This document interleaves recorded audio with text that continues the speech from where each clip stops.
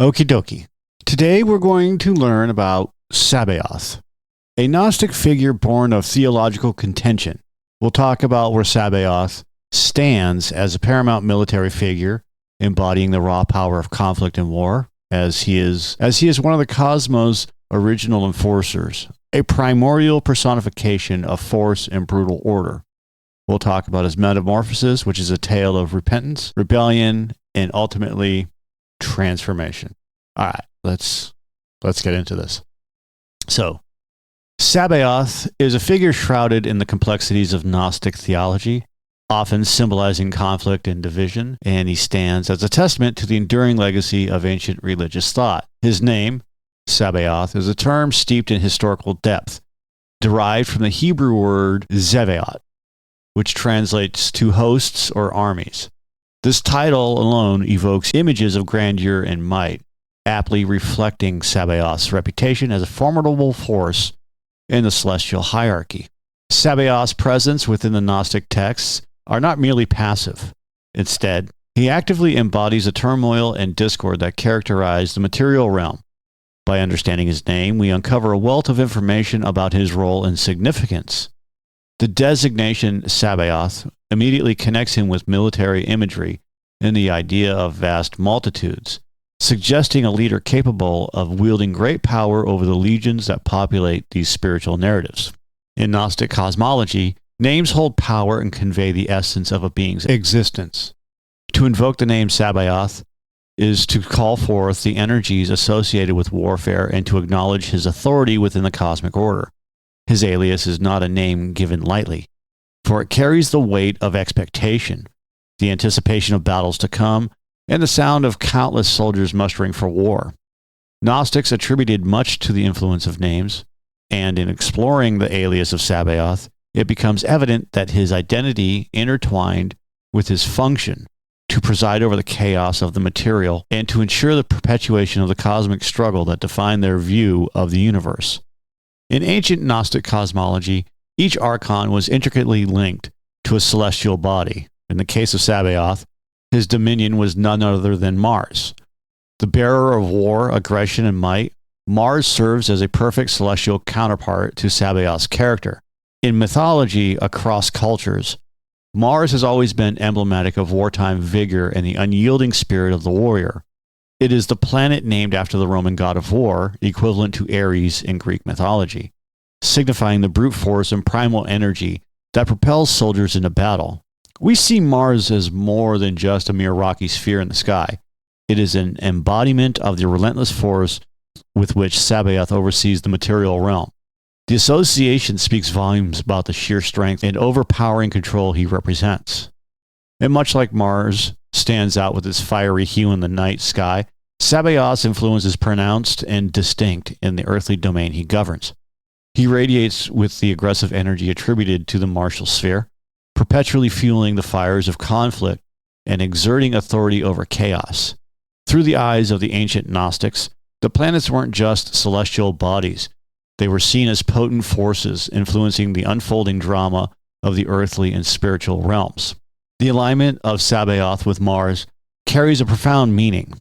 It is an acknowledgement of the omnipresent nature of conflict, an inevitable aspect of human experience that is as constant as the stars above. So when we think of Mars, it's not just in terms of astronomy. It's a vital place in the puzzle of the universe as seen by the Gnostics, a cosmic force that exemplifies the stern qualities of Sabaoth, his endurance, and his role in the grand design. From the red surface of the ancient world to the spiritual battles of the souls, Sabaoth's sphere of influence is a testament to the enduring connections between the heavens and the profound depth of human consciousness. Sabaoth stands out as a formidable figure in Gnostic cosmology. Known as a mighty warrior, his very essence embodies the raw, aggressive power necessary to rule and control the material world. He's a being whose entire purpose is to impose order through strength and conflict. And this is the role that Sabaoth fulfills as one of the 7 Archons.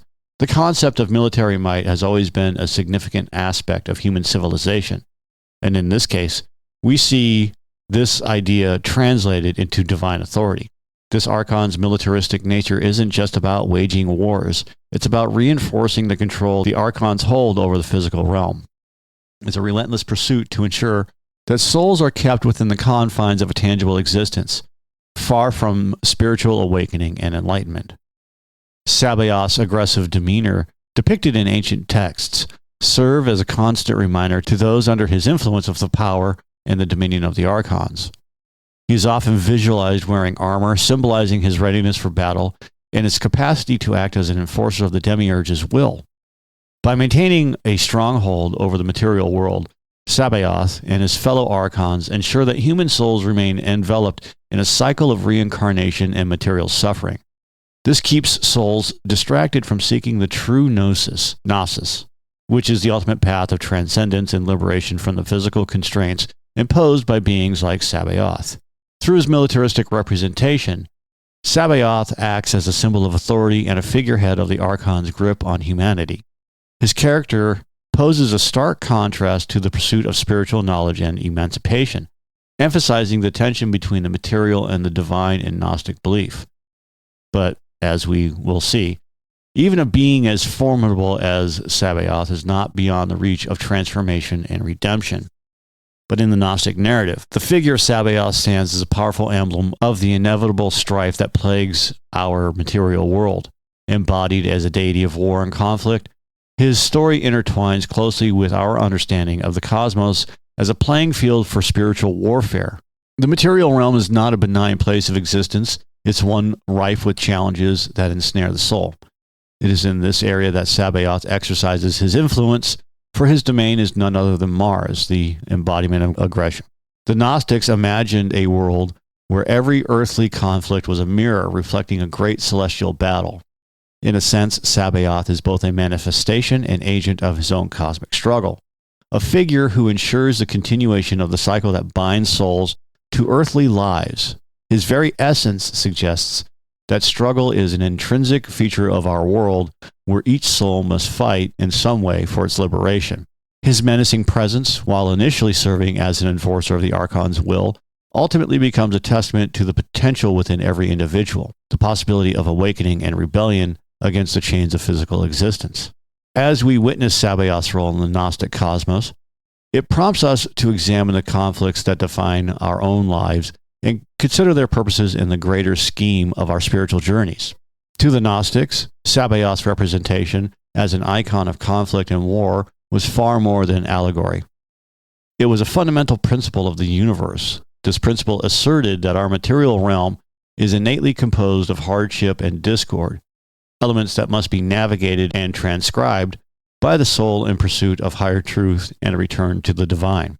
In the narrative of Sabaoth, a profound pivot is the moment of his repentance, an event that marks a dramatic shift in the cosmos of Gnostic belief. Moving beyond his identity as a harbinger of conflict, Sabaoth faced a pivotal transformation, emerging not only as a solitary figure of change, but also as a beacon of hope for all those ensnared in the material realm. His repentance was a courageous act of self-reflection and realization, one that shattered the preordained destiny of an Archon. Breaking away from the established order, Sabaoth chose to turn his back on the path laid before him by the demiurge. His defiance was not merely a personal act of contrition, but a sweeping gesture of rebellion against the fellow Archons, a group renowned for their insistence on keeping the physical world in a state of perpetual strife and the souls within it in bondage. Sabaoth's insurrection against the powers that be is not a tale of simple disobedience. Rather, it's one that captures the transformative potential inherent in every being. This narrative drives home the concept that change is possible even in the face of seemingly insurmountable systems of control. The act of standing up against one's predestined role requires immense courage and determination. It is the struggle against the very essence of one's creation, a testament to the resilience of the spirits within. In essence, Sabaoth's metamorphosis from an agent of domination to a rebellious figure is not only about abandoning former duties, it serves as a larger metaphor for the Gnostic path of salvation. Through repentance and the pursuit of a higher truth, liberation from the fetters of the physical world is within reach. It underscores the Gnostic faith in the power of the individual to transcend and evolve beyond the chaos of the cosmos. His transformation, a guiding light for the soul's journey towards spiritual enlightenment. The transformative journey of Sabaoth is one of the most riveting chapters in Gnostic cosmology. Having repented for the role he played as an enforcer of the material realm, Sabaoth's narrative takes a celestial turn. What happens is not just a change of heart, but an entire metamorphosis of his celestial status, a literal ascension to the higher plane of existence. In his newfound role, Sabaoth is often depicted as being bathed in the radiance of divine light. From the fierce commander of earthly battles, he emerges as a luminous guardian of the spirit, a beacon that guides the wayward souls. His elevation to this celestial position symbolizes a profound shift in the order of the Gnostic universe. It's a testament to the ideology that no entity, not even a formidable Archon like Sabaoth, is bound to a static existence. In the realms of the divine, everyone and everything is subject to the potential of transformation. This evolution from brute force to divine watchman also carries a resonating message about the potential that lies within the very fabric of our being. The physical might, once used to enforce the will of the demiurge, turns into a shield that now protects the pursuit of spiritual knowledge and truth. Sabaoth, once an emblem of oppression and control, becomes a symbol of liberation and divine protection. What does this say about the Gnostic understanding of the cosmos? It suggests an intricate and dynamic landscape where salvation and ascension are attainable through sincere repentance and spiritual enlightenment. Sabaoth's ascension holds a mirror to the believers, reflecting the universal aspiration towards a higher state of consciousness and the ultimate union with the divine light. In Gnostic cosmology, the Archon, Sabaoth, stands out as a beacon of hope. His personal revolution against the darkness, a guiding light for souls mired in the shadowy depths of material existence. There's a lesson to be learned, that within the soul lies the power to transcend conflicts and turmoil of the material world. Sabaoth's transformation is a testament to the Gnostic belief in the potential for inner rebirth. Initially an embodiment of war and domination, Sabaoth's turning point signals to us that change is possible no matter how deeply entrenched we are in our ways. His defiance against the Archon serves as a narrative echo of the soul's capacity for liberation, for breaking away from the chains of ignorance that bind us. The alteration of Sabaoth's role from an enforcer to a protector lays the groundwork for the soul's ascent from darkness into light. It exemplifies the journey we all must undertake, a journey from confusion to clarity, from imprisonment in the physical realm to the freedom of spiritual awakening. The soul, entangled in the world's strife, can look to the Sabaoth's example as a source for inspiration, drawing strength from his repentance and elevation to pursue the path of Gnosis. What does this mean for the individual soul? Sabaoth rose above the fray, so too can each soul rise above its earthly concerns, seeking a higher calling beyond the ceaseless cycle of conflict that defines our world. His transformation rallies a call to introspection, to courage, and to the pursuit of the divine spark within. So the symbolic meaning of Sabaoth's revolution not only elevates him, but it also illuminates the way for all souls, suggesting that redemption and enlightenment are not mere possibilities. They are destinies that await those who are willing to challenge their limitations and embrace their true, ineffable nature. Hey, did you know that we have a Patreon? Yeah, like everybody else, we have a Patreon. So if you're looking for scripts to the videos, books on the occult or secret societies, UFOs, conspiracies, things like that, we're putting them up there. We also have unedited versions of the podcast where you get to listen to me make mistakes, and all of the podcasts, which are available and will be available on YouTube. However, on Patreon, they'll be commercial free. No ads. All right, that's all I got for today. Thanks for listening. If you like it, hit that subscribe button for us. If you don't like it, that's okay too. Other than that, have a great day.